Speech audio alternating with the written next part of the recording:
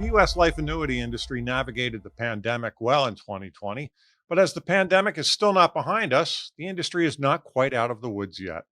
I'm John Weber for AM Best TV, here to talk about AM Best annual review and preview report on the life annuity industry is Director Rosemarie Mirabella and Senior Director Tom Rosendale. And Tom, let's start with you. What are the areas of the industry most directly impacted by the pandemic?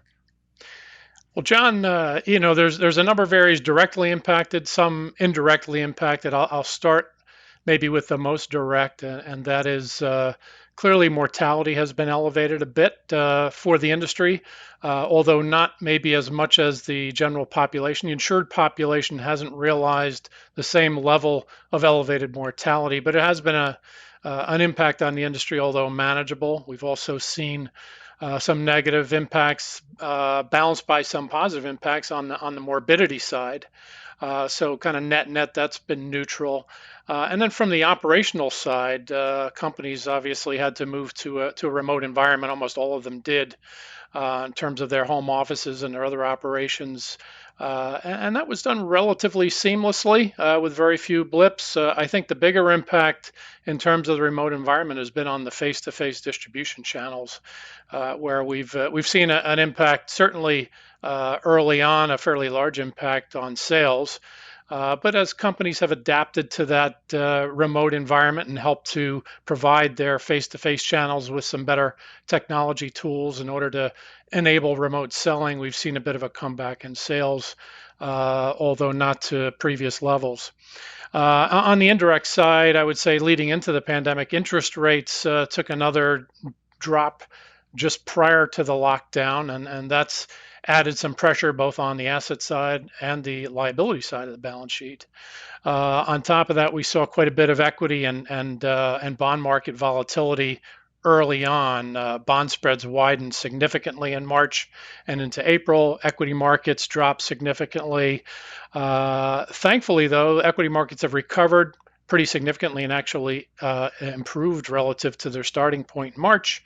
Bond spreads have come in largely, and downgrades on bonds have been somewhat limited recently. So while we still have a negative outlook on the sector because the pandemic persists and we're not necessarily out of the woods in terms of the impact on either operations or the balance sheet, things are beginning to improve.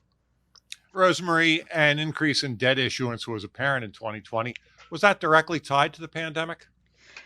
Yes, John. I think part of the increase was due to companies' scaling of liquidity during the early phase of the pandemic, and we view that as very appropriate as part of their overall enterprise risk management program when there was a lot of unknowns at the time. But in any given year, companies are always accessing the debt markets to either term out their maturities or for capital to augment their strategic plans. So part of it was, and we do view that as a prudent reaction.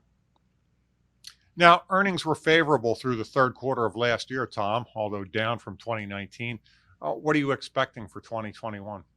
Basically a return to 2019 earnings levels. But of course, that looks at things from a fairly optimistic point of view and presumes that the trajectory that we're on in terms of improvements around the pandemic, the implementation of more vaccines, some recovery in the employment markets, continued stabilization in the financial markets, and a maintenance of kind of the slight recovery we've seen in interest rates. If all those things pan out, I think we could see our way toward earnings that were more, tantamount to 2019 levels, which represented maybe a little bit north of a 10% return on surplus on a statutory basis. So that's a possibility. I think the threats there are, if we don't see a continuation of the current improving trajectory around the pandemic, and we see again more spikes in mortality, we see more financial market volatility, maybe some more realized losses resulting from impairments or defaults. All those things would contribute to earnings that look maybe more like 2020 or worse. Now, another trend that generated headlines last year is private equity driven M&A. Rosemarie, do you see that continuing? Yes, we do. I think, the recent test of low interest rates that we saw throughout 2020, where rates really ticked down, is a big reason for the story. We see more asset managers entering the insurance space because they bring with them unique investment capabilities.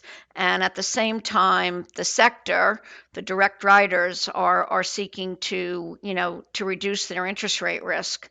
And so we do expect more transactions to occur. Now, AM Best has a negative outlook on this sector. So, Tom, what will it take for that outlook to go back to stable? Well, John, the short answer to that is that we become less concerned about the things we're concerned about now. But to get a little bit more specific, coming into the pandemic, companies were challenged on the top line. They were challenged by the interest rate environment, and of course, we've doubled down on those concerns around the interest rate environment. Coming out of this, if we become more comfortable that the experience we've seen to date in terms of limited impairments on the asset side of the balance sheet, if that continues and we feel comfortable that that's going to be the case, and particularly we had concerns around the commercial real estate market and certain sectors of the bond market, if we feel as though the economic improvements continue, we continue to make progress in getting past this pandemic and returning to close to a normal, environment. We could see our way back to a stable outlook. But I think what it would require is that interest rates behave themselves; they don't spike upwards or downwards, and that we do see a return to some level of growth on the top line, because that was a challenge. Both interest rates and the top line were a challenge coming into this. And I think we'd like to see some improvements there. And of course, interest rates have recovered a bit because they're better than they were immediately after the decline in January of 2020. But I think what we'd like to see is a measured increase over time. Anything different from that, a spike upwards or a spike downwards, is something that the industry wouldn't tolerate well from an earnings perspective. So we need the economy to behave pretty well for us to get back to a stable outlook. Thanks, Tom. Rosemarie. Thank you, John. Thank you, John.